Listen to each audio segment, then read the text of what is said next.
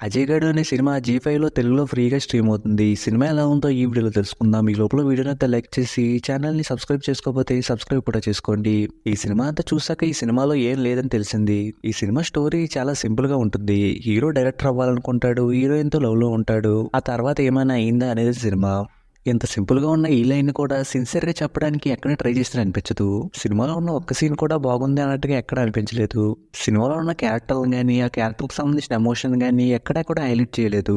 Cinema మొత్తం కూడా సినిమాలో ఉన్న క్యారెక్టర్‌లన్నీ కూర్చొని మాట్లాడుకుంటున్నట్టే ఉంటుంది. సినిమాలో అవసరం లేకపోయినా వచ్చే ఫైట్లు, అనవసరం అనిపించేలా సాంగ్స్ వస్తూనే ఉంటాయి.